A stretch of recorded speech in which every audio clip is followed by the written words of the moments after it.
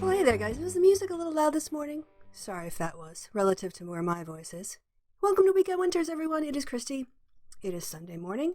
I have my cup of coffee and a lot of opinions. So we're ready to go. How are you doing? By the way, hello to Sib Wolf in the chat and DNF fan, or DN fan. Sorry, DNF. I'll just call you DNF in the chat this morning already. Welcome and happy Sunday. I guess I don't really need my headphones on for this part of the show, but I am rocking at the end, sort of the end of the winter.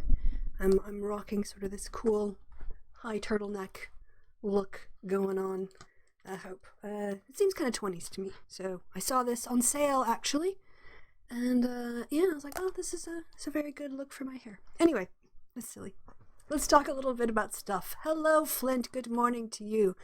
The show I've got lined up for you today is it's Weekend Winter, so we're gonna do things that I'm thinking about because that's what the show is. And what I would like to do is show you guys a project that I'm working on.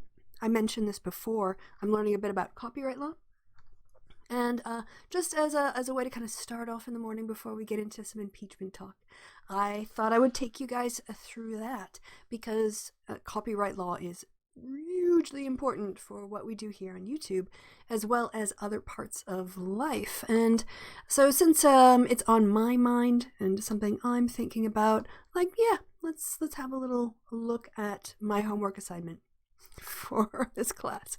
So I'm gonna go ahead and move over the window here, and then I think for the rest of the show I want to talk a little bit about I'll probably end up talking a lot a bit about impeachment and what kind of the next stages are and some of the assessments I think we can make coming out of this. So let me see how this looks on my screen. Yeah, I can see it. You can see it just fine. Cool. Actually, I think I'm going to have to resize my window a little bit so that it can focus more on the video. So boom, transition. Look at me. Christy can put Christy in a corner. Right. Copyright law, a few key steps. For those of you who don't know, Doodly is... Doodly is a decent software program for easy, quick animations for YouTube videos. The downside, I will tell you this right now, and I'm not even gonna exaggerate this. This company stalks me online now. Maybe it's because I signed up with my Facebook to register, to sign in instead. But every time I go on Facebook, they're shoving ads in my face. Every time I go on news websites, they're shoving ads for not Doodly, but their next one, the color animated Toonly, I think. They stalk me on Twitter. This company, I almost feel like I need a restraining order because they just want to push their additional products. So on the one hand, I do really like them. On the other hand, back TF off of my social media timeline. Honestly. Stalkers. All right. But they have a damn good program. I'm not gonna lie. I can't even lie. This is a bloody brilliant program if you want to do quick educational instructional videos and you just don't have a set, you don't have any kind of materials to work with on your side. So I'm going to go ahead and I'm going to expand this out to the whole window so you can see the Doodly interface, and then I can increase the size of the screen, and that is the end of the video, I believe. Oh no, it's a start. Okay. For this, so we're going to go over my homework assignment. This is due at midnight tonight, and I finished off my... So I'm just going to give you guys an idea of how this all stuff works. Because again, why are you here except that you're filling time? I mean, all right. So, making an educational video on YouTube. The first thing I had to do is there's this... Oh, you know what? You can't really see me because I'm not very big. So let me make myself big again. Whoa, I'm huge. Bam. Okay. I have 2 weeks in between assignments being due. So, step 1, read the chapter, RTFM, right? So, what I do is I read the chapter fully through, and then I decide the order in which I want to do my section. So as you can see here, I don't know if you can see, but there's wrong direction. A lot of highlighting. I do different color of highlighting so that different. You can't see anything. There you go. Yeah, yellow and and orange in different sections. There we go. I can't tell my left from my right. So read it through 3 or 4 different times, decide an order, and then I sketch out a storyboard and I sketch out a scene numbering. And from there I map on like images to what I want to put in each section. And then once I've got a general structure for the video and a general sense of where points need to go and how they need to flow, then I will handwrite a script. In this case, it's 6 pages long, and it covers everything I want to say. The problem with writing a script is that it sounds like it's written. So before sometimes people write stuff and it just sounds like a video essay, as in they've written an essay and they put it on video. That's great. Well-written, very thoughtful, constructed sentences of prose can be beautiful. But I need this to sound really natural. So I write it first and then I read it through and I make it sound more like a person talking than somebody reading a script. And once I've got the script finished, I go back to my storyboard and then I start sketching out my video. And that's what we're going to look at now. Okay, so having made myself very, very big, I will again make myself very, very tiny. Is anybody finding this at all interesting? I don't know, you guys might have all laughed. What are you saying in the chat? Use ad block, but it's not perfect. Yeah, I know. I got an Oculus last year and Google keeps trying to sell me more headsets. I know, exactly. Like, oh, wow, here's this one thing you bought once, and then they just stalk you. It's really annoying. Okay, so, nobody's at least complained yet about how boring this is. You do get a free lesson in Doodly. But, alright, back to making it super huge. So, I put together all of my scenes. And in Doodly, what you do is you get sort of preset scenes. Those are especially helpful. And what they do is they have you can see, they've got a preset drawn. Oh, you can't see anything because I haven't changed my screen yet. How about that, guys? Is that better? All right. So the way that, just an overview, quickly, I'll shout out Toonly now that I've also dragged them and trashed them. But it's pretty straightforward and quick. You add down here in this bottom part of the interface a new scene. Then you can pull in information, you can pull in images that you have yourself and have them drawn, or there are a lot of preset images that you can work with inside the software itself that have the effect of being drawn by hand. So that's it really. Once I've got my script set, I visualize out what I want each scene to focus on, the themes that need to be reinforced visually, based on what I've written in my script. And then so what I did yesterday for my work was I built up all of my visuals. Today what I'm going to do is I'm going to read my script and I'm going to add it to this video and hand it in before midnight, because there's nothing like doing it on the day that it's due. But to be fair, it is like my full-time job on top, with this. So let's take a little look at the video just to go over some of the concepts. One thing about doing an educational video is the first thing you have to do is always tell people what is going to be in the video. And so in this case, it's going to be an opening and some sort of voiceover about what the contents of the video are, and that by the end of the video, you should understand the purpose of copyright, what you can and cannot copyright, and legal exceptions and limitations on copyright. So that's the whole tell them what you're going to tell them part of the video. Then there's also this is not a video on legal advice. I am not providing legal advice. I'm providing information so that you can make decisions. And that's that first slide. Sorry, guys. All right, so the next part of it deals with why we have copyright, the purpose of copyright. And what I've got here is images of various barristers, in order to make it very clear that we're talking about the legal profession. And then for each, there were 3 main points that I wanted to make over the course of this, and I will time these out so that they're better spaced. But what I want people to take away from this video is that copyright is a legal protection that provides the owner of the copyright the exclusive rights over that work. Now, the creator might not be the owner, but we'll come to that later. Next, what is intellectual property? Because if we're going to talk about rights over a work or something, what we're talking about is intellectual property. And that is ownership of an intangible human creation. Now, it's made tangible through the process of your work, but the idea here is that it's the intangible creative part of it that you're copywriting. And intellectual property rights for copyright on works of creative originality or art or whatever else fall within a larger subset of protection for ideas, legal the abilities for you to be legally have legal standing and protection when it comes to protecting your ideas. So for copyright, that's your legal rights to exercise exclusive rights over your own work or what you hold a license to. For patents, it's the idea that your ideas are protected. And for trademark, it's your rights or design or other identity of your thing that is protected. Did you see Greta Thunberg is thinking about copywriting her name to stop people from basically using her as a source of getting money? That would be a trademark protection, so that she can have ownership and control over what people do, over what happens with her name and her images.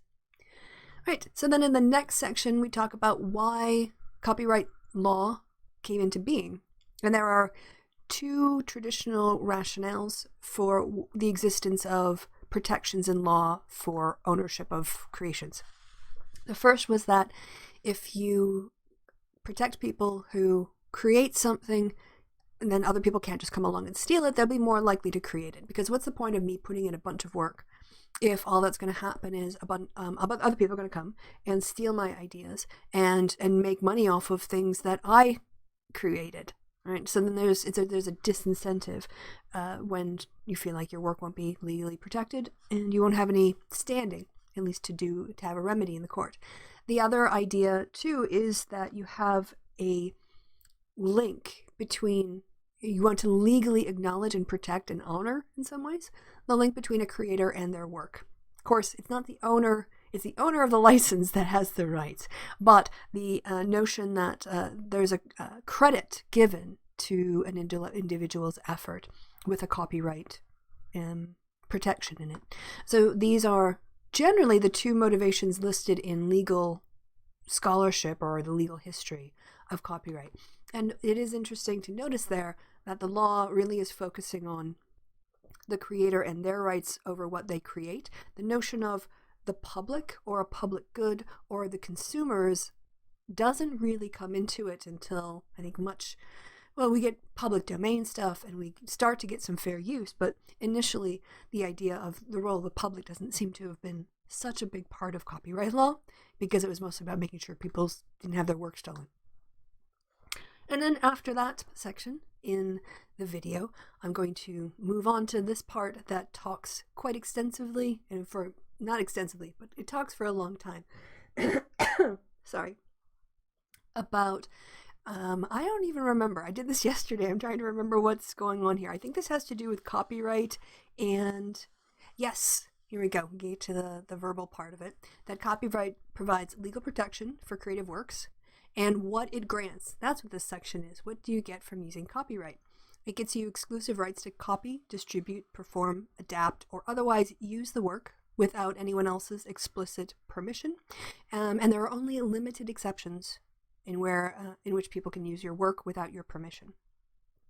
And then the process of getting copyright, it's automatically granted to you as the creator of your work, and that you don't have to register your copyright officially. There are benefits legally to going down to your local copyright office and submitting your forms. It gives you better standing in court in the United States, and it allows you to demonstrate something else for damages, I believe, if you listen to Leonard French's Lawful Masses on Copyright Law.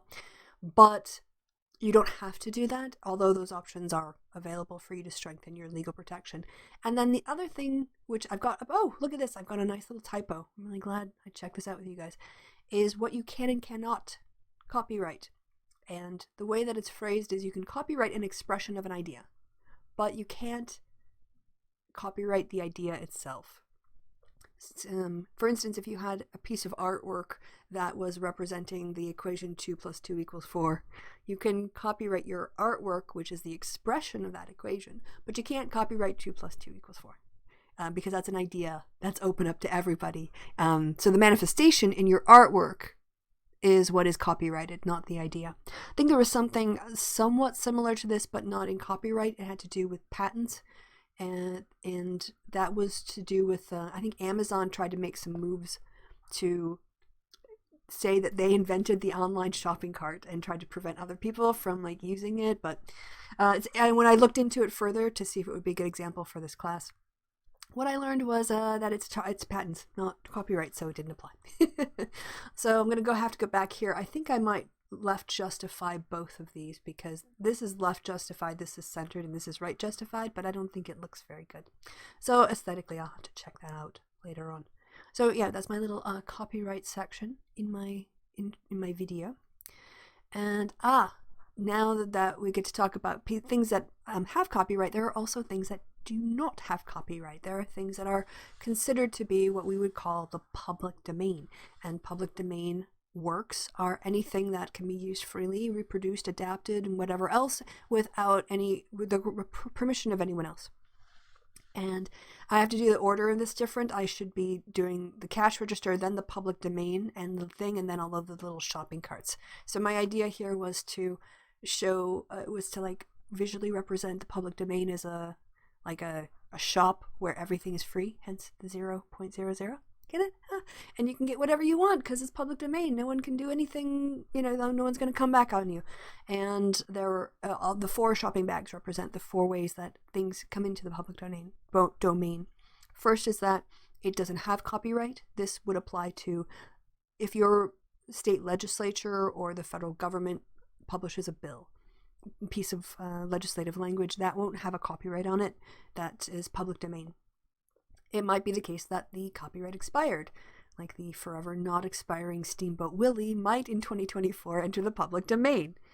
People can also donate their content to the public domain. And finally, before they changed the laws to make it copyright, basically almost the default position for anything you create, you did have to do more stuff, and if you failed to comply with maintaining your copyright according to the law, it would move into the public domain. But that's less and less important in terms of ways of getting material. I work really hard on my homework, you guys. 26 pages down to a 5-minute video is my goal. I think this is almost down to the end of the process, because the last thing that I want to discuss in the video is the idea of fair use, and these are also out of order. I have to organize the order in which things appear in the video, but fair use allows for specific activities or a flexible guideline that allows people to, in a limited way, use copyrighted material for kind of public good purposes. That can be like in Japan, where a law says anything that you broadcast in a classroom, if it has a copyright, it can be exempted because it's in a classroom. So in that specific activity, you don't have to worry about copyright infringement. And in the United States, you've got, not anymore in Europe, it's changing in Europe, the notion of fair use, which are exemptions from obtaining copyright permissions for criticism, commentary, news reporting, teaching, scholarship, research, parody, or making content more accessible to the visually impaired, which is an addition to that list that I hadn't heard of before, but I think is really super good. And the other thing I want to emphasize in this section is that there's no right to fair use. There's no right to fair dealing. These are, you can see from the Japanese law and also from the American framing, these aren't positive rights that you get to protect you against somebody suing you for copyright violation. They are a legal defense against being sued. So you can't just say, oh, it's fair use, no one can sue me. The person who decides whether or not it's fair use, ultimately, if you're sued, is a judge, not you. So you have no right to fair use per se, but you have a legal defense that has been upheld in other specific instances and other fair use cases. And then, of course, when you come to the end of an educational video, what do you have to do? You have to tell them what you told them. So at the beginning, you tell them what you're going to tell them. and then you tell them, and at the end, you tell them what you told them. The benefit to this is I can just reuse the exact same slide from the first part of my video, where I say, in this video, you've learned the purpose of copyright, what you can and cannot copyright, and important exceptions on copyright. For more information, yada, yada, yada. And then I have to put, to get full points on my own video, I have to put my video under Creative Commons licensing. So the last thing I put in there is my own citation and use of CC BY. CC attribution is what they call it. By as in this was by who and whom, so and so. Yeah, and that's my homework. So now I just, after this show, I'm going to record the audio for it from my script and then time it and produce it and hopefully be done. Last time I did this, I got 8 out of 10. This time I'm hoping for 10 out of 10. To be fair, I did think I would only get 8 out of 10 because I kind of didn't read all the instructions on what I was supposed to do on the first assignment. So by the time I got to the end, I was like, oh, I did that a little bit, but not enough. And I didn't license it to myself. So I can live with missing 2 points in the first assignment. I've corrected it for the second. All right, so that went a lot faster than I thought, considering how long it's taken me in the last 2 weeks to do all that work. All right, let's see what you guys are saying here. Just killed the zombie villager, stole the golden apple, and left in both of them. Who's playing? What are you playing? Is that Minecraft? Someone in Minecraft? That sounds more almost like, oh no, zombie villagers. There's no zombie villagers in Assassin's Creed. Got an Oculus. Oh, you guys are still talking about that. I had a nightmare last night so this is from 250. Hi 250, how you doing? Had a nightmare last night where I was back at sixth form college trying to figure out how to use editing software. I think it might have been prophetic now. Good morning, Mithril. How are you in the chat? Also think you can't assert intellectual property over true information. That would also be an issue with the 2 + 2 / 4 thing. Yeah, I'm not entirely sure in terms of facts, but they didn't frame it in this chapter. They talked about more like the differentiation between copywriting an idea and copywriting a manifestation of the idea, or an expression of it, shall we say. So the problem is most of our laws regarding electronic media, were made by politicians who have very limited understanding of the internet world. Well, I think this is slightly unfair in that most of these laws were written decades before the internet became a thing, and they are slowly catching up to what technology is doing. And if I'm honest, I'm going to make myself a little bit, I'll leave the slide up because I find it entertaining, but I do want to make my picture slightly bigger. One thing I want to get to for 2020 is a decent external webcam. I don't know what I got to do to get me I've purchased Logitech Pros so many times, and yet they always still look like crap to me. I spend 90 euros on something and it looks no better, and I'm not even not even lying. It doesn't even look any worse than the camera that's in here now. And if that's the case, why am I spending 90 euros? Anyway, so I'm going to transition over. You can still see the window, still see my doodle, you can still see me. And yeah, let's have a little discussion about intellectual property and sharing and online stuff.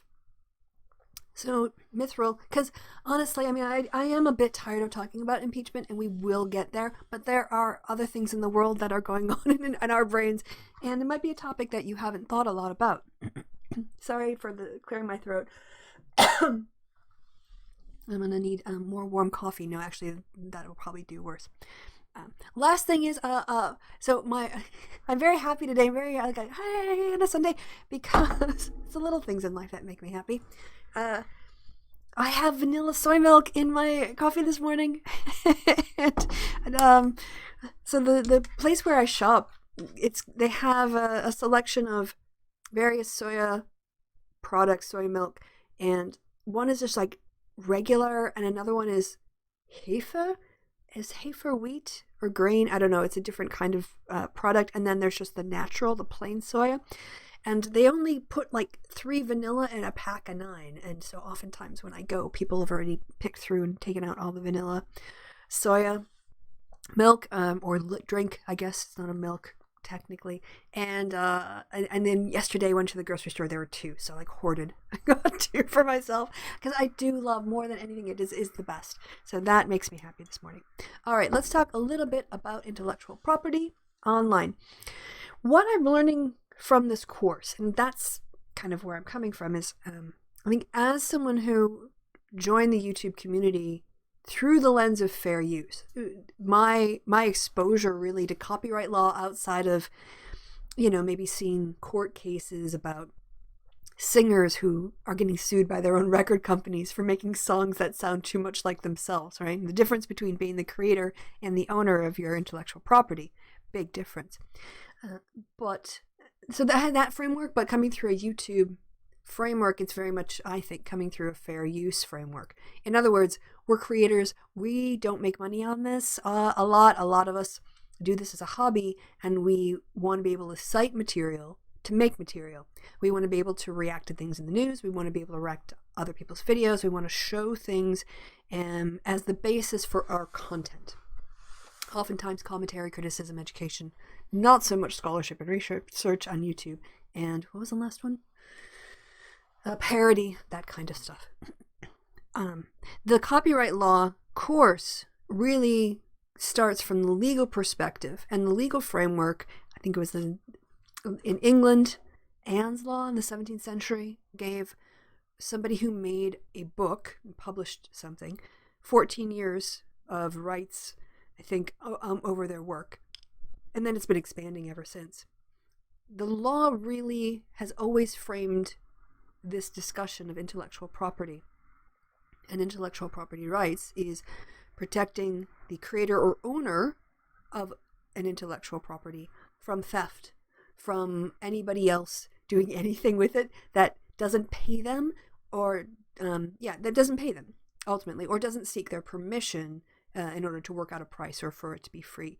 So the comment I made last week in our discussion was it's very much framed in a capitalist sense of a business.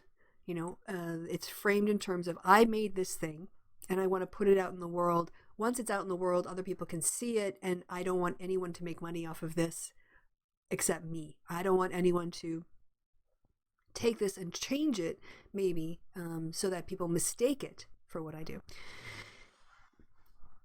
That was the framework.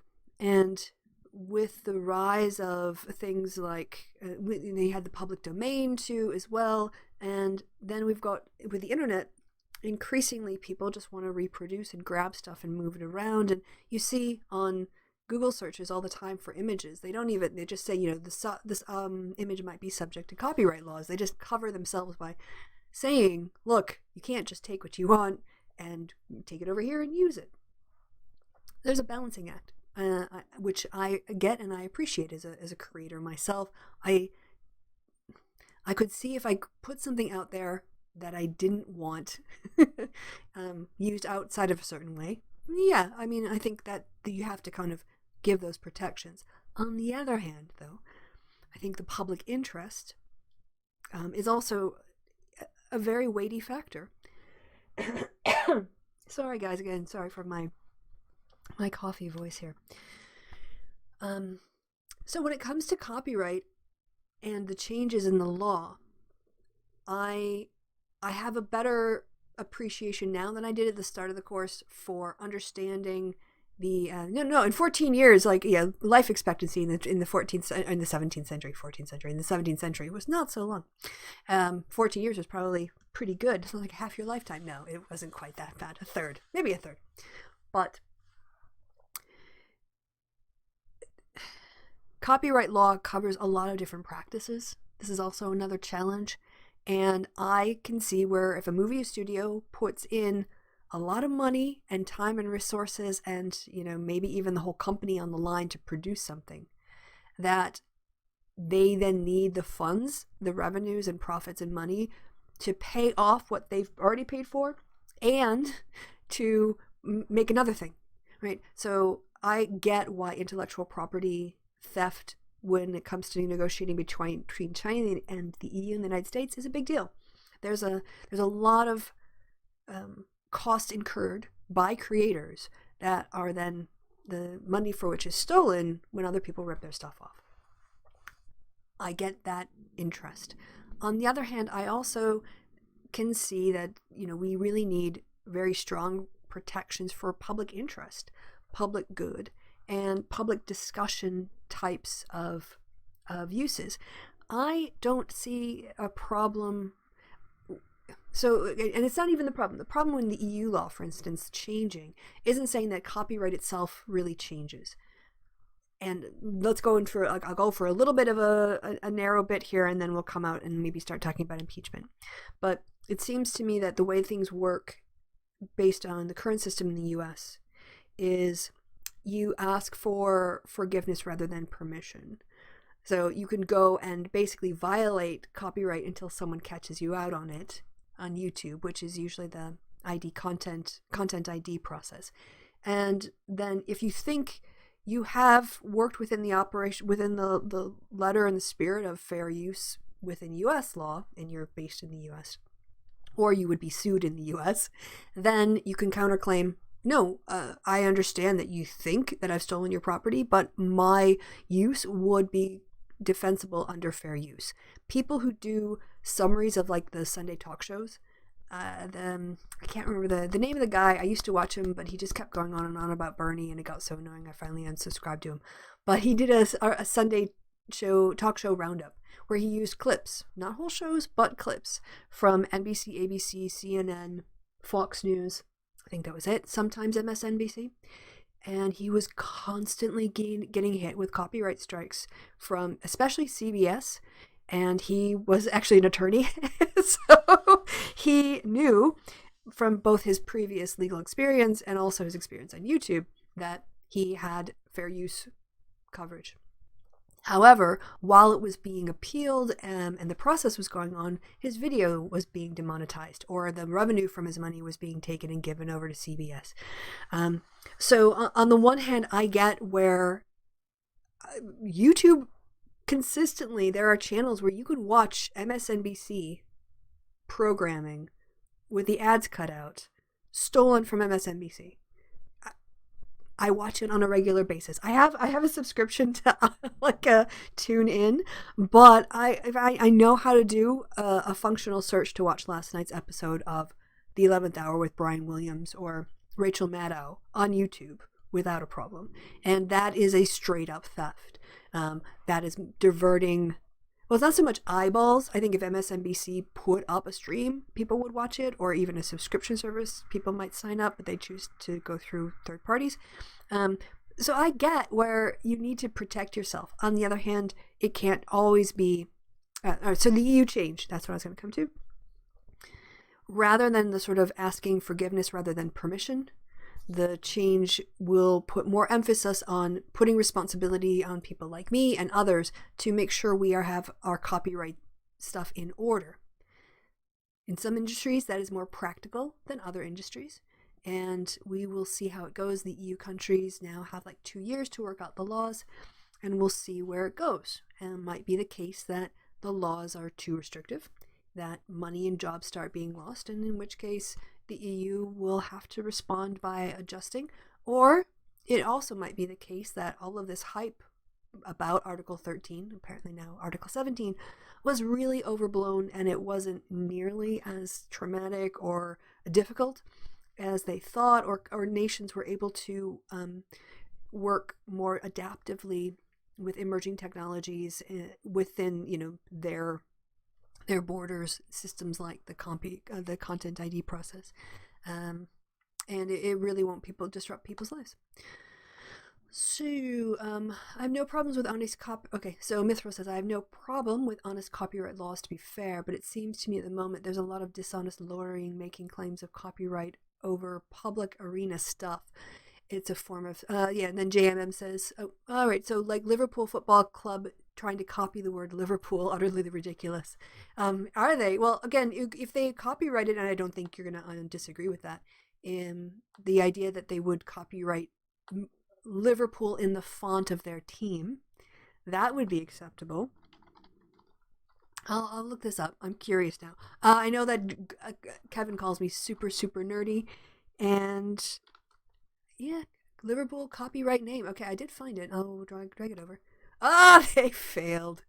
They failed. Okay. Let's take a look at this. See, I know. Okay, so as I was saying, it won't affect the UK. It will affect the UK if you broadcast stuff on the in the EU. We'll talk about that afterwards. I know Kevin calls me a dork and a nerd, but I actually do find this stuff, especially because it relates to my content and YouTube. I want to both make sure I follow the law and understand it, like not just sort of do it to do it. So this only happened last September, but let's look. So this was a trademark, it looked like, not a copyright, which is, as we know from my Doodly video, trademark has to do with logos, brand, imaging. Copyright has to do with creative works. So they, let's see what they tried to copyright. The club submitted the request, which has been rejected by the Intellectual Property Office, to protect fans from fake goods.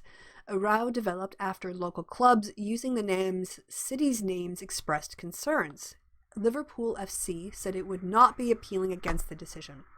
The bid was rejected due to the city's ubiquity, in contrast with Chelsea and Tottenham Spurs, who were successful in similar bids. This is what? What Chelsea is small enough and Tottenham is small enough, but Liverpool is just a little too big to have the same legal protections that other football teams get? Like, I don't get that. All right. The Spirit of Shankly Supporters Group welcomed the decision and said the word Liverpool should not become the property of the football club's owners. I agree with this. I agree. Like, a certain branding, a font, color scheme, a logo, trademark that identifies the football team, I can see people not wanting to rip that off. Christian ripoffs of secular products is a great example of that kind of misuse of ripping off copyright. We should. I don't want people's opinions here. The city of Liverpool FC, which previously said a trademark would be a massive gaffe, maintained their position that, quote, no private business should own the name of any city in any context. Agreed. Liverpool Mayor Joe Anderson said the club's importance to the city was, quote, without question. Nevertheless, I want to know, cool about everybody's opinions. I want to know the legal basis of giving Chelsea Football Club a copyright over its city name, or Tottenham Spurs, but I'm going to have to look into this a bit more, because this is actually weirdly fascinating to me. Okay, so thanks for that little piece of information, Mithril. I'm kind of not concerned, but I'm perplexed by this idea that some cities can do that and some cities can't. I'd like to learn more. Right, so the question is, will the EU things affect? I'm going to have to clear my throat, guys. Sorry, I'm getting all kinds of Right, so will it affect the UK? If you only made videos that broadcast inside Britain, so, if you limited all your YouTube videos, for instance, to only be viewed inside the legal borders of the nation of Great Britain and the United Kingdom of Great Britain and Northern Ireland, it won't affect you. If you want your content broadcast on YouTube, yes. So when it comes to copyright laws, you have to make sure you conform with the copyright laws of the country that your content is broadcast in, not where it originates from. I'm really struggling today, guys. I don't know what's going on here. Now my eyes are watering.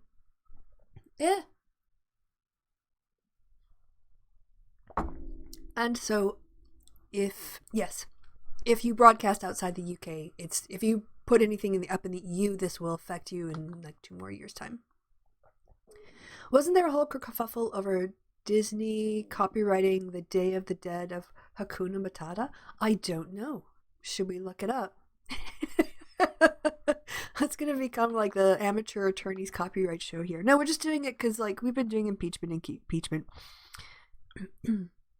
Disney, obviously Disney is a massive powerhouse when it comes to copyright. I mean, I've already looked at the Steamboat Willie copyright extension law. What do you say? Day of the Dead? Disney copyright Day of the Dead. All right, let's see what this is about.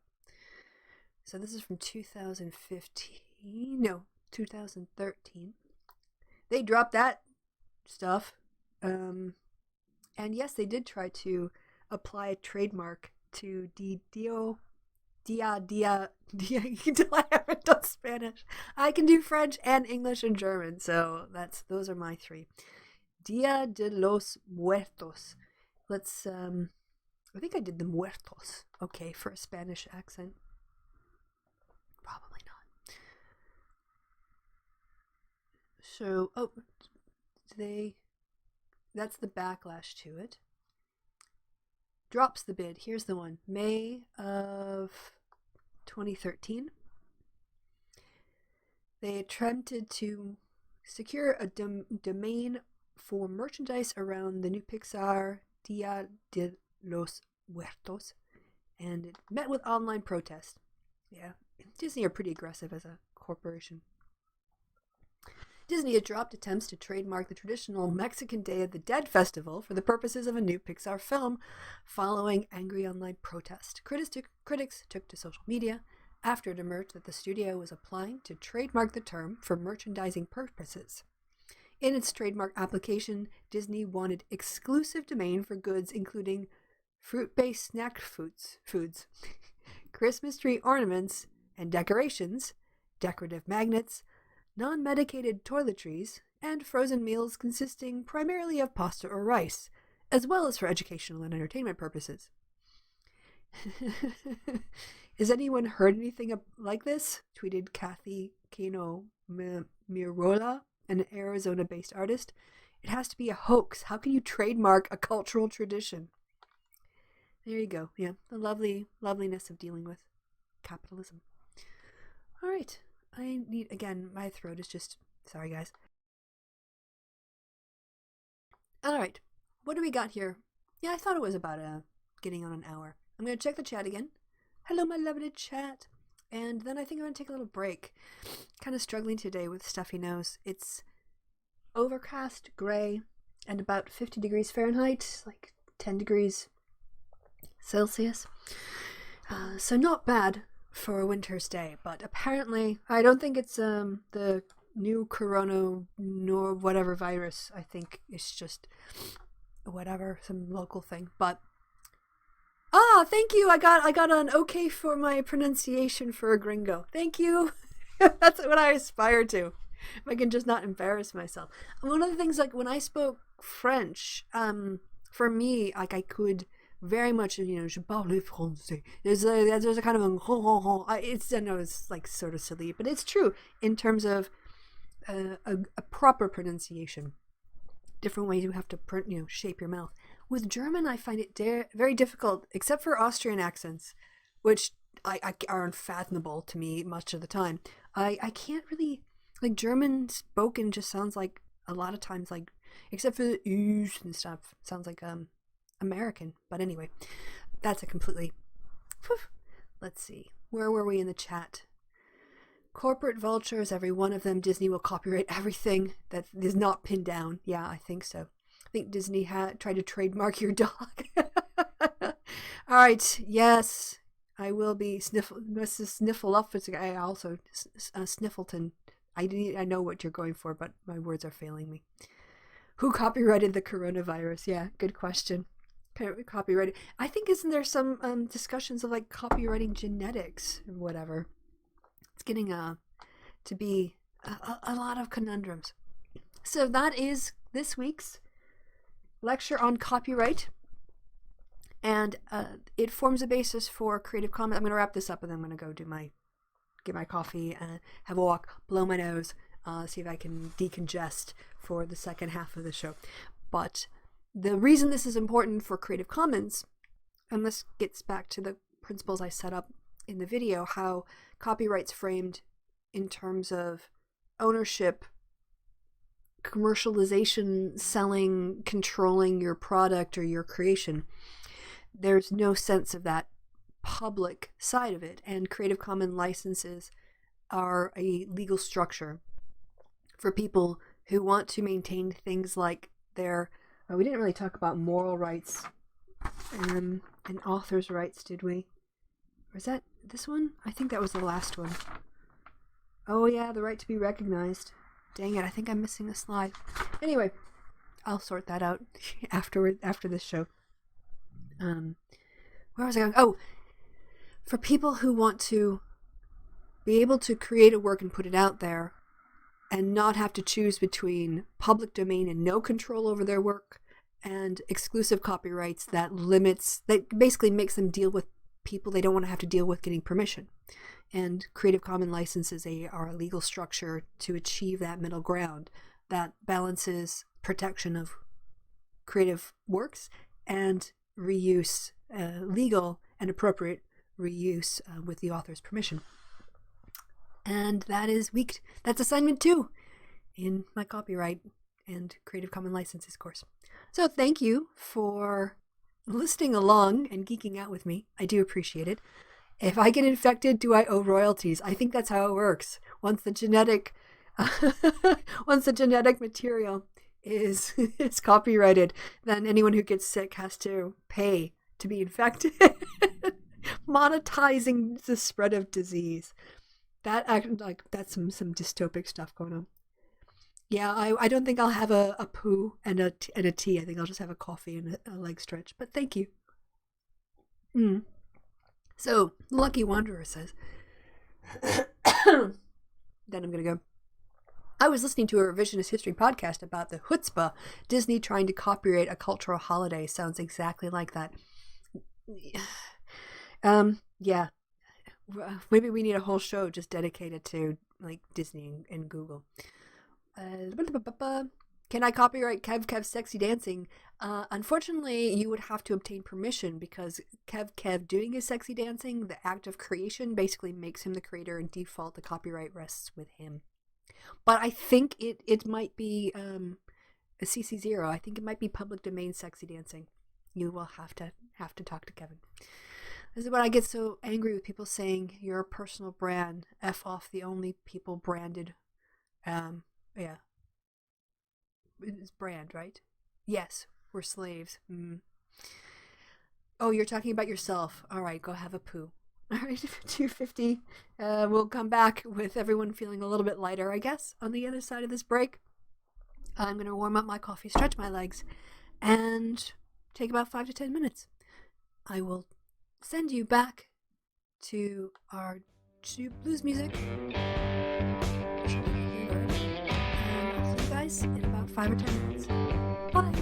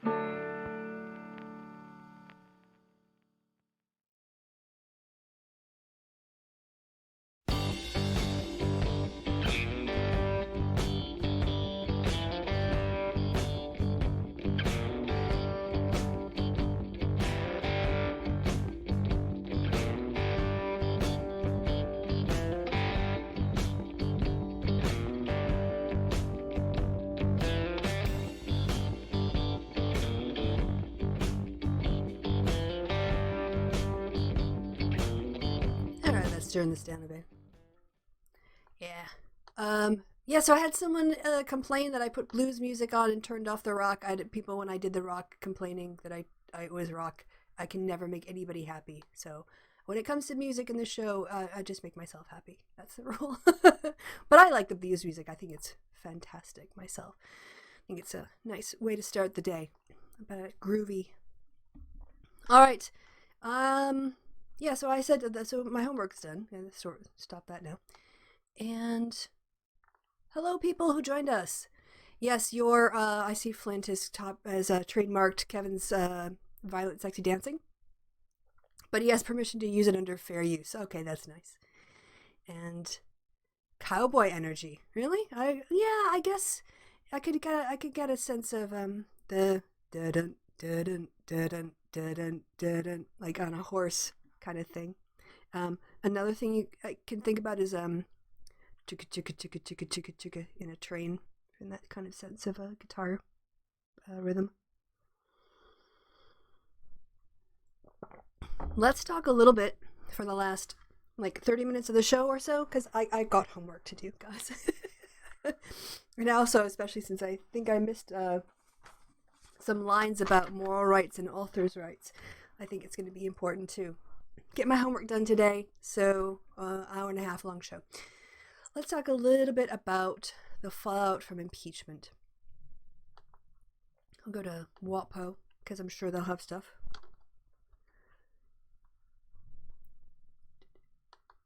Definitely one of the things that my patrons help with is my annual subscription to Washington Post, so I can stay on top of this kind of content and share it with you guys. So big shout out to my patrons. So what do they got here? Final weekend Des Moines Register poll won't be released as candidates pitch to voters and argue amongst themselves. Yeah, that's not surprising. That's what people like. Can I just say, people who are like, Democrats need to unify. What do you think a primary is about? It's about picking one person.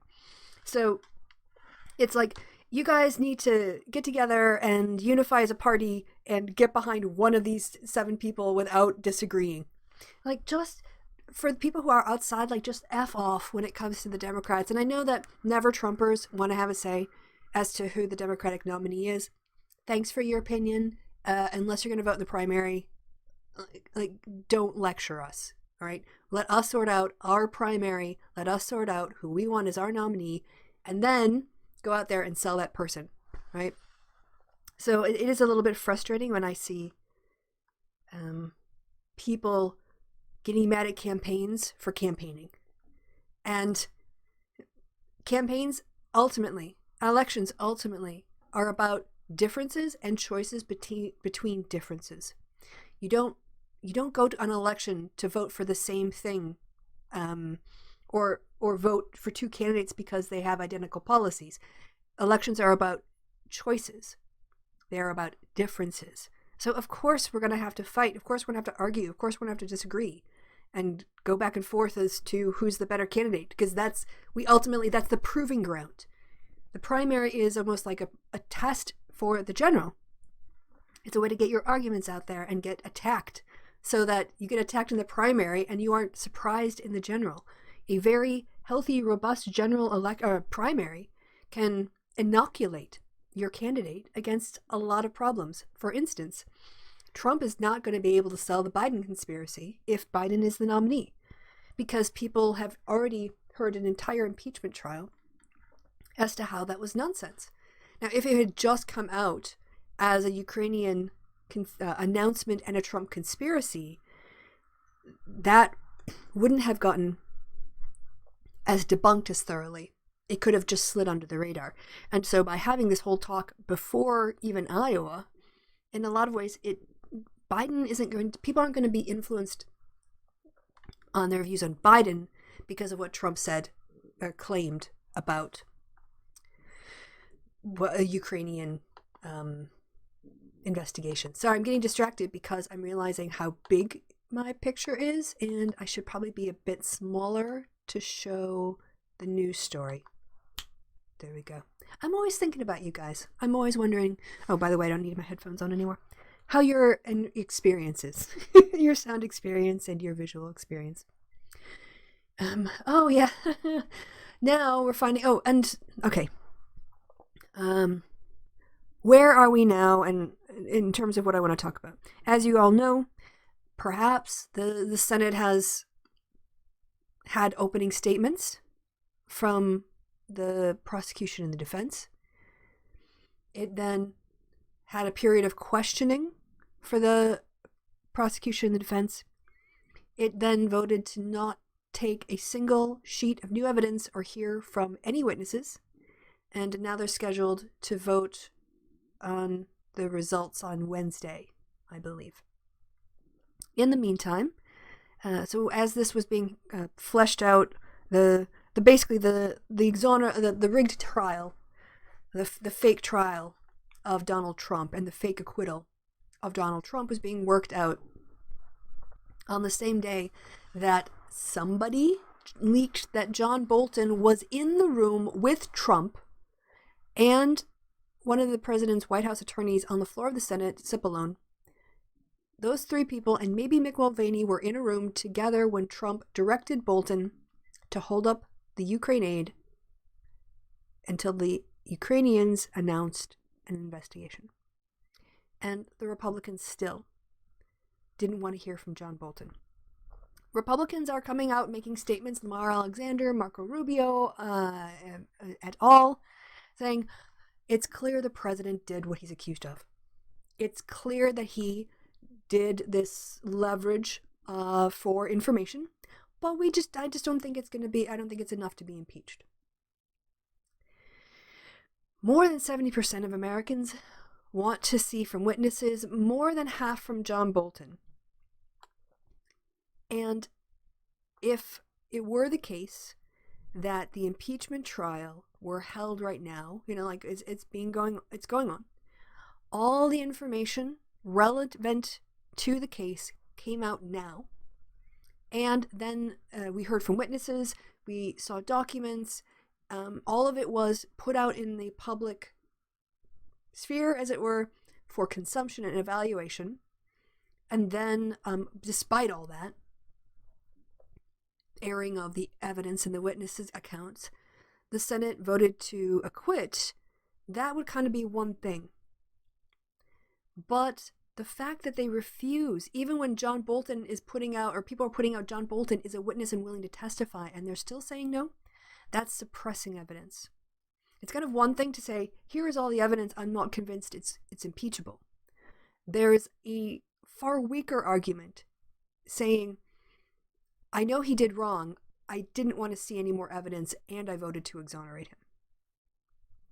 Let's just see how many people want to see the witnesses. I know that there's a difference between percent want, that's not how you spell percent, Christy. Want Bolton testify, as Kev would say. Yeah, that's the word I'm looking for. Testify. 45% of Republicans want witness testimony.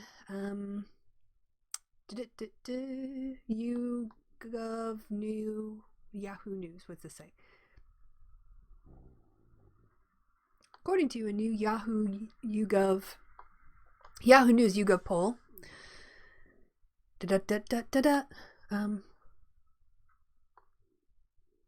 public opinions moved further in favor of calling Bolton to testify.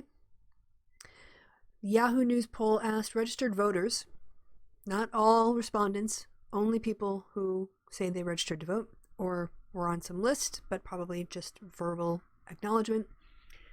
45% said Bolton in terms of who they believed, and 39% said Trump. A clear majority of registered voters, 55%, now want to hear Bolton's testimony, specifically up 2 percentage points. What else do they have here for interesting polling data?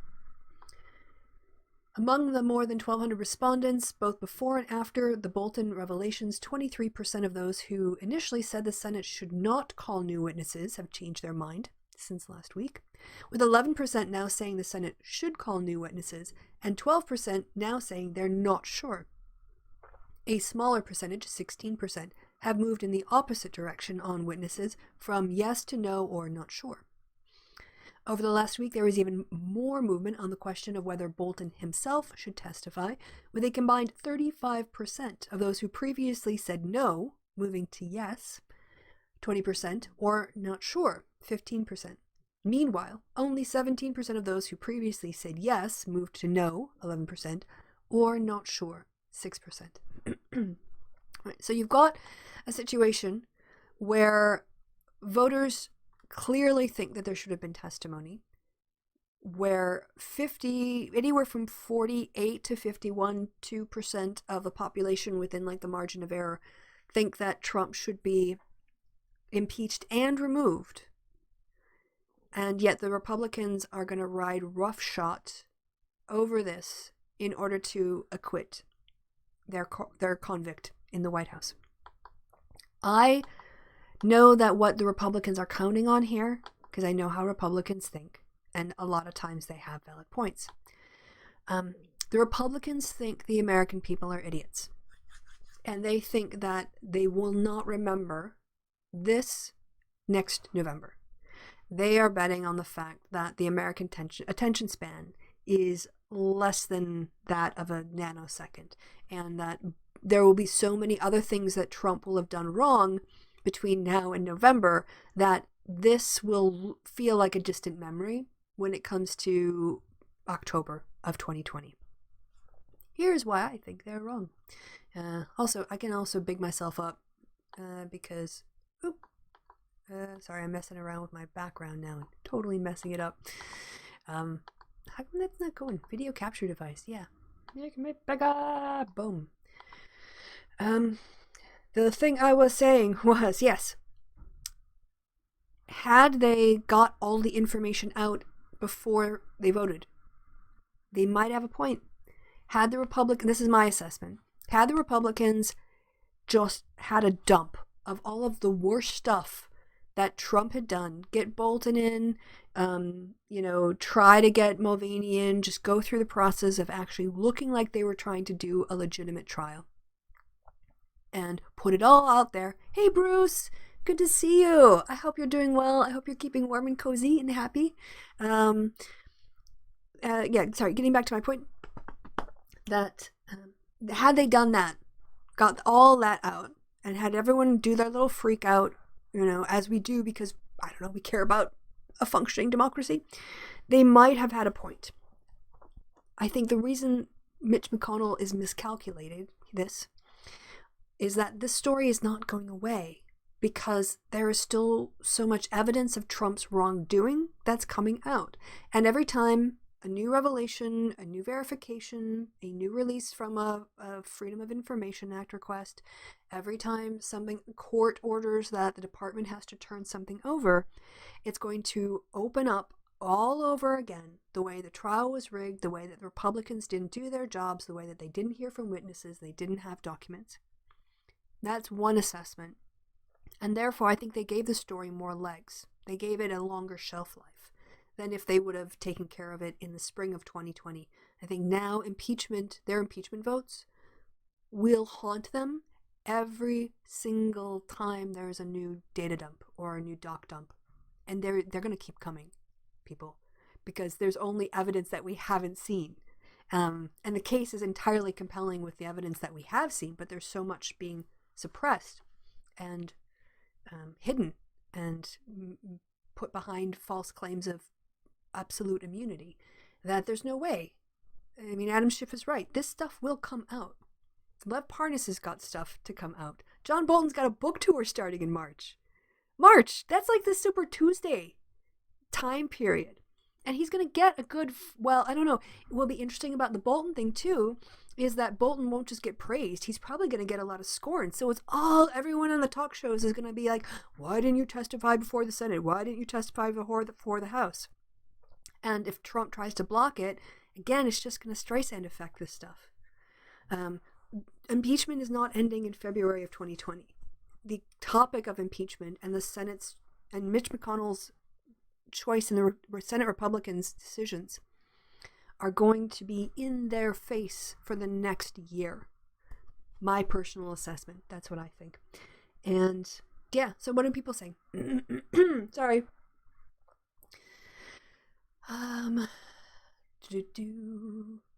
People who make the claims backtrack, thought they had to go for... Do I think people who listen to Trump actually pay attention to the trial? I think people who... Yeah, in terms of the fact that the trial was happening, I don't... My experience from dealing with Trump supporters online, and from what I can tell, about a quarter to a third of them are trolls anyway. Like, they're bots, like they're Russian accounts. If you go to Bot Sentinel, I check sometimes when I'm getting weird replies from people that don't make sense to the questions I've answered. And if it looks like stock response or whatever else, I will bot check them. There's a lot of bots who defend Trump. So it's kind of hard to, from social media, get to what you know is a real person who supports Trump. But from what my interaction with Trump supporters tells me is that they don't have a good understanding of the Constitution, the law, the structure, that kind of thing. Instead, they have an emotional attachment to Trump, and then they watch Fox News. And whatever Dershowitz, not consensus view that he is putting out there that would get him laughed out of a conference or a room of experts. It's like the flat earthers being compared to scientists to a Fox News person or viewer, because they don't have the framing. They don't have the interest. They don't have the educational background. And they're not emotionally invested in the Constitution. They're emotionally invested in Trump. So what they tend to do is just take talking points that they've heard on Fox News, and they'll repeat those over and over. Because when I do start to unpack it and say things like, well, if Trump was concerned about corruption, why did he have to use his personal attorney? Why didn't he just use the existing foreign policy structure that every other corruption issue has gone through? And they don't have an answer for that, because they don't engage with the critique. They are looking for a satisfying answer to justify Trump's behavior and their loyalty to him. That is generally my experience with online Trump supporters. Is it's media echoes. They repeat things that they think experts have said, and they don't understand the depth of it. Hopefully this destruction of trust will be reflected in the general election. I think that's going to be really important for us to try to get adjacent people who agree with us on our policy opinions and our general take, but get them out to the polls, identify those people in our own social circles who should, for all intents and purposes, be a Democratic voter or support the Democratic ticket, but aren't registered. It is only mass turnout that will save our democracy. So, saving emoluments clause for a possible second term. Look, if Trump gets reelected, I think that there is a very good case that the House could just continue to investigate on the charges that the Senate refused to take up, with specific crimes of bribery and specific crimes of extortion or whatever else. Basically overcome the legal arguments and make the case. It's not just about establishing corruption to the point where he should be removed from office, because that ultimately is what impeachment is. The reason why there's not a whole outline of due process and reasonable doubt and Miranda rights in an impeachment hearing is because you're not losing your right to liberty or freedom or to go about your daily life, or you're not being fined, you're getting fired. It's basically like a termination hearing, and there is no requirement about proof beyond a reasonable doubt. In fact, from what I've understood, there were judges that were tried for corruption but not convicted, and then impeached for the same conduct, because the threshold for impeachment, which is basically, do you come across as dodgy and untrustworthy, and is that enough to fire you? And the judge was not convicted of a crime but impeached. because there was sufficient evidence to show, the sort of probable cause that got them into the courtroom past the grand jury in the first place. But that wasn't enough to convince a jury beyond a reasonable doubt. It was enough, however, sufficient evidence to show that they should be fired from their job.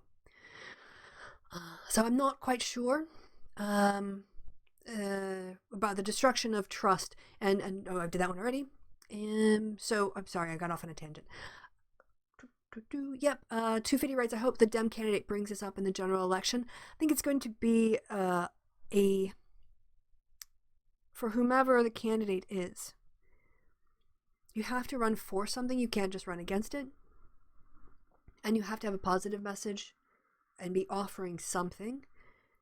It is possible to run a campaign of no and not, and I don't want that, but it's a bit less motivating. And so I think that the Democratic candidate, whoever he or she ends up being, I personally would like their contrast message to Trump to harken back to a time of civility when we could disagree without personally destroying each other.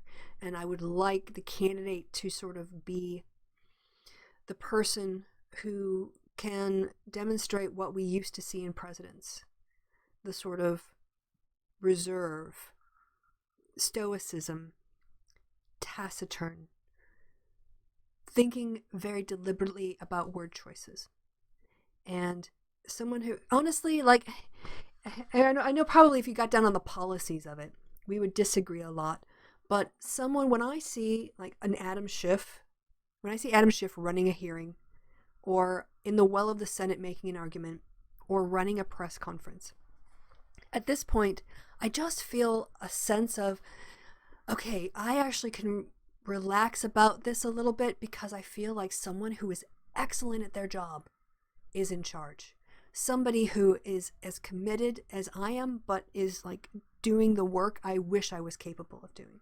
And I get such a sense of safety and relief when I hear Adam Schiff talking now. Now, part of it might be, he's always the calm in the storm compared to Republican freakouts, but that kind of emotional sense. In all honesty, when I see Kamala Harris as well behind the sitting at her chair asking questions, she's very composed, very confident, very much like on point. And that's kind of also like what I'm looking for, why I'm still undecided, because I'm figuring out who gives me that sense of I can relax because you're competent.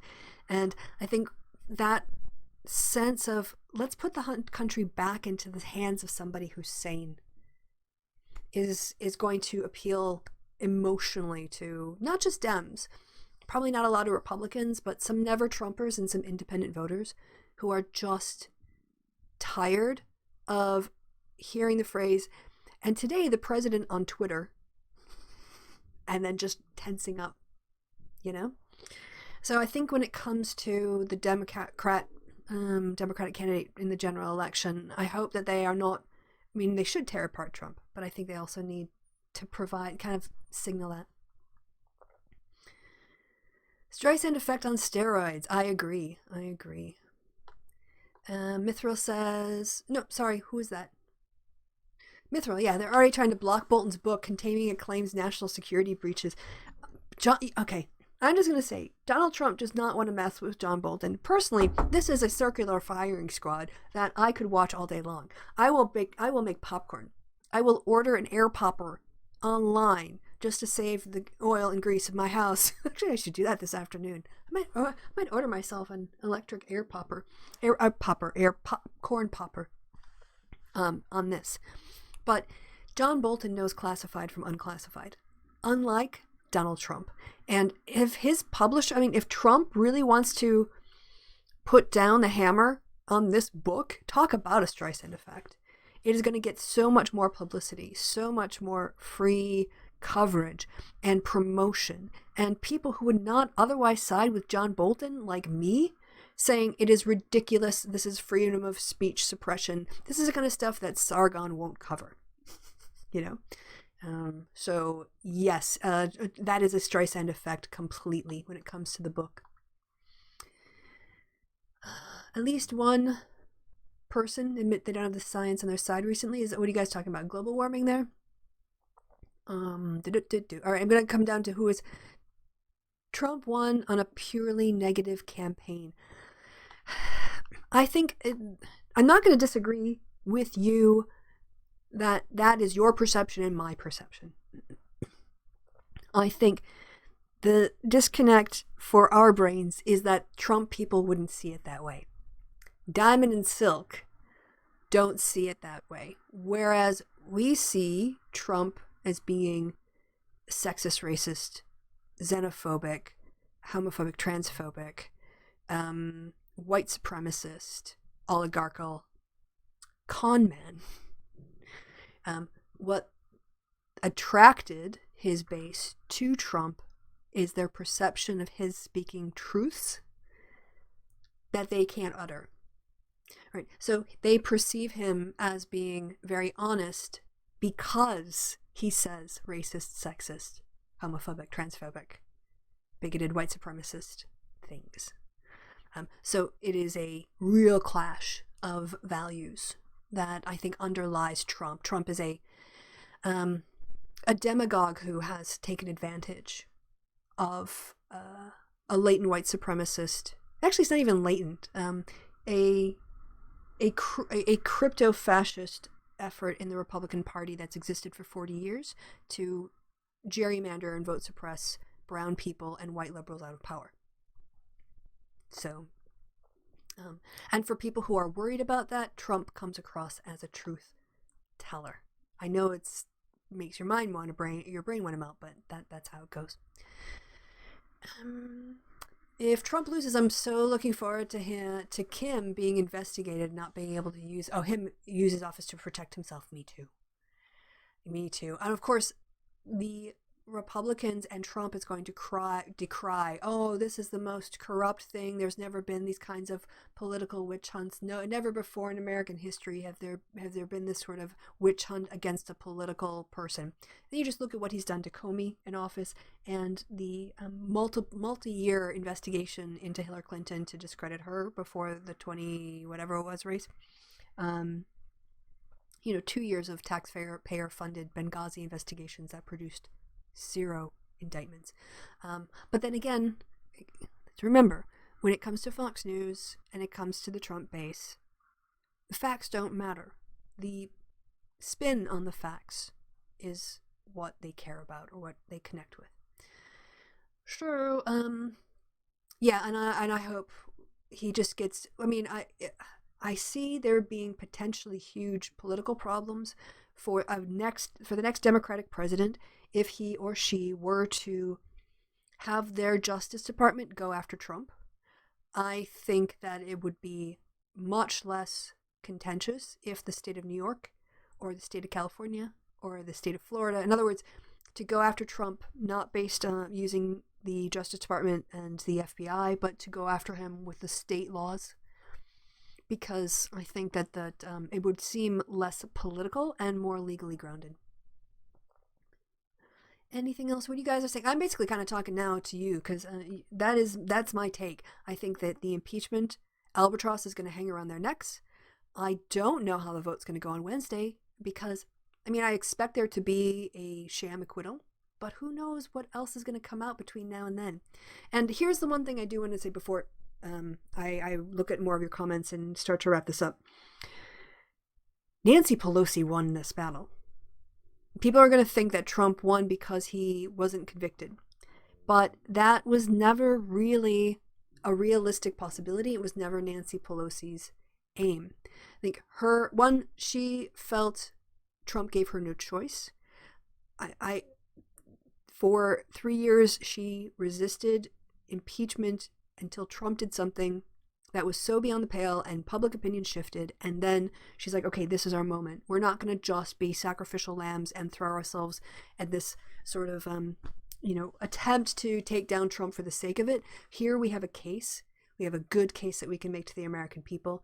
And also, it's such a compelling case, we have no choice. This isn't a partisan-driven process. We are acting in the national security, protected against an abusive president who's bordering on being a tyrant.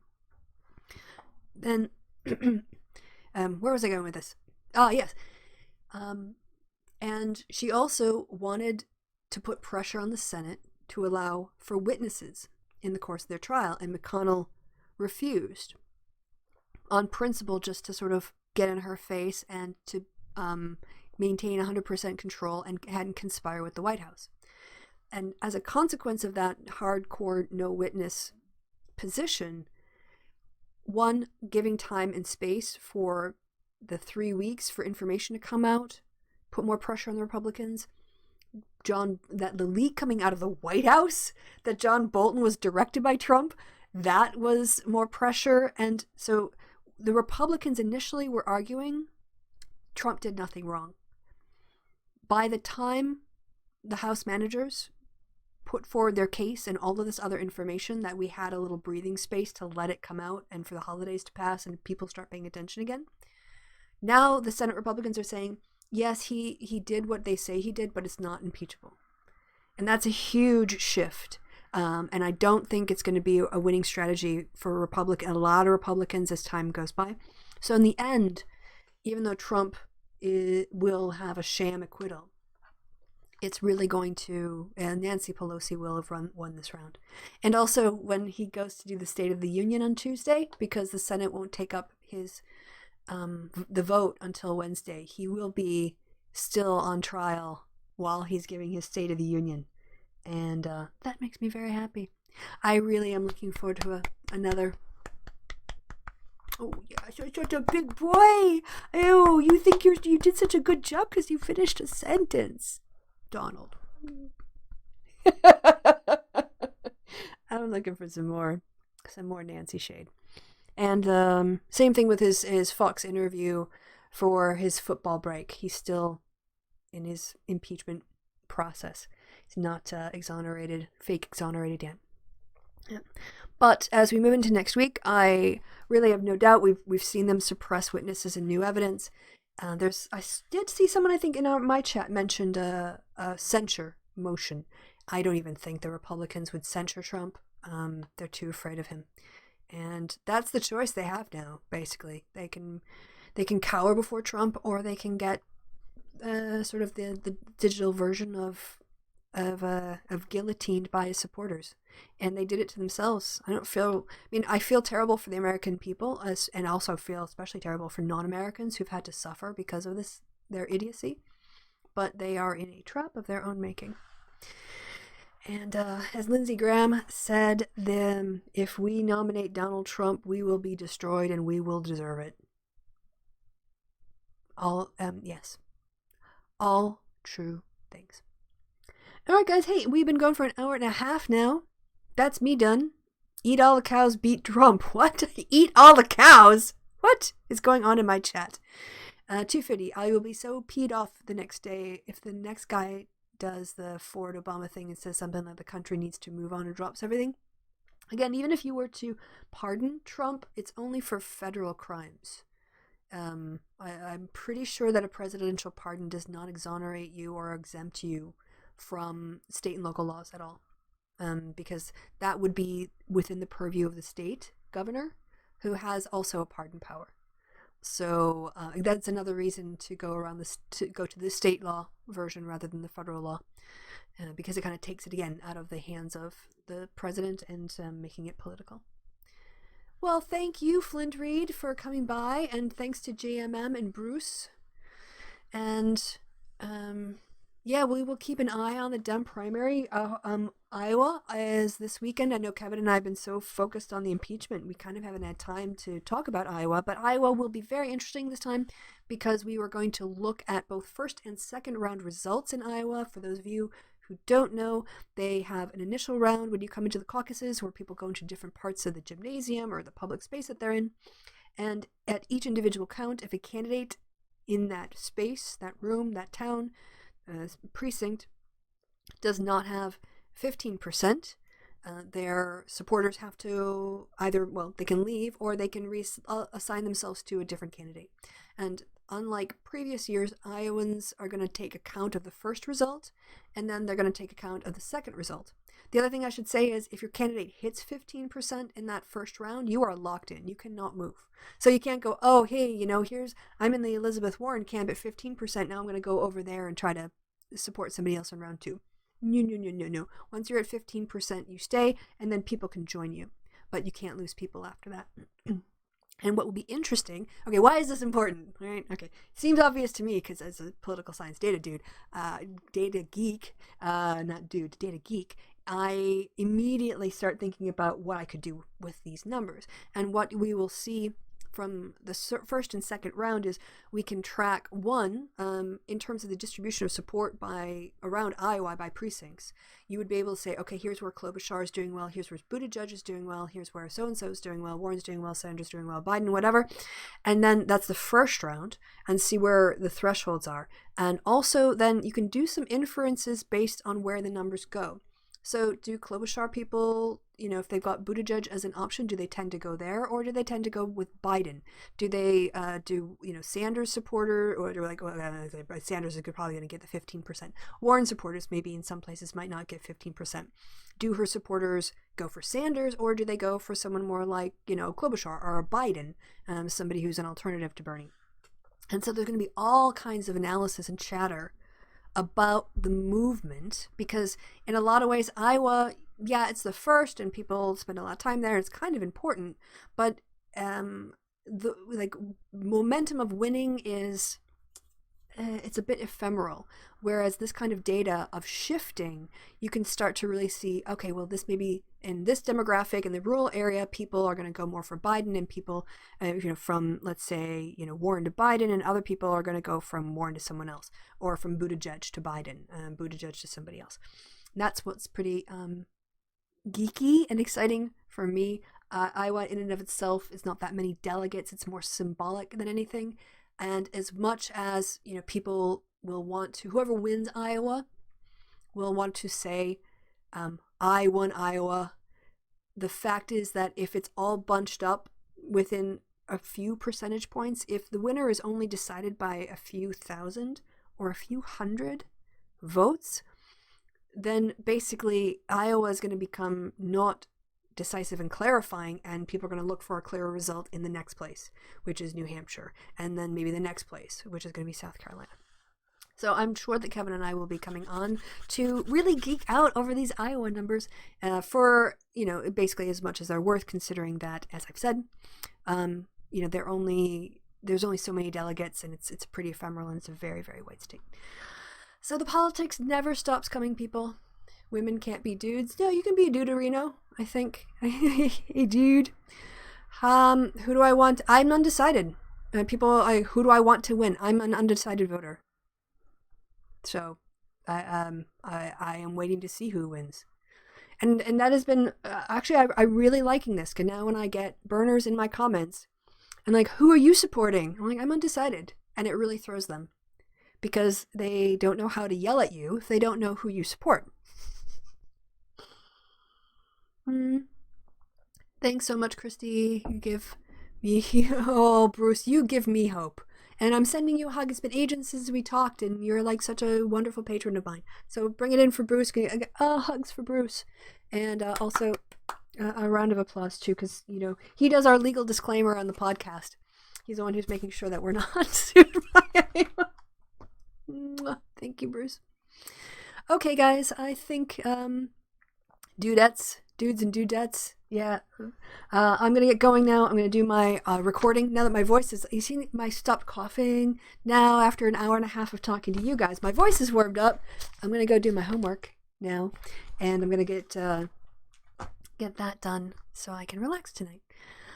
I expect to see you guys here next week, Sunday. The one thing I will say before I go, and I know I keep trying to leave and I stop, the last weekend in February is, I think, the last Sunday of the month. Let me look at my calendar. Oh, it's the 23rd. Never mind. My birthday's on a Monday this year. That sucks. Okay, but it's also Carnival the 23rd of February, so I will be doing a weekend Winters this Sunday, next Sunday, and also on the 16th of February, I think, unless I have my Mädchensitzung. But I might be some Saturdays in February because of Carnival and because of my birthday. So I will try to give you guys plenty of notice. If I can't do a Sunday show, I will swap it out with a Saturday show. That's all I have to say. And now, considering the fact that I said I was going to leave ages ago, I'm really going to leave now. Thank you, everyone. I'm sure Elisa Simpson, that's maybe possible. Thank you, people in the chat, all the guys who showed up and gave me comments. I really appreciate it. It's why I show up on Sunday, is to talk to y'all. And thank you for stopping by. Thank you for watching. I've been Christy. You have been absolutely awesome. Have a wonderful, wonderful Sunday, Monday, whatever time it is, wherever it is, whenever it is you are. And we will see each other again very soon. Big hugs, guys. Bye-bye.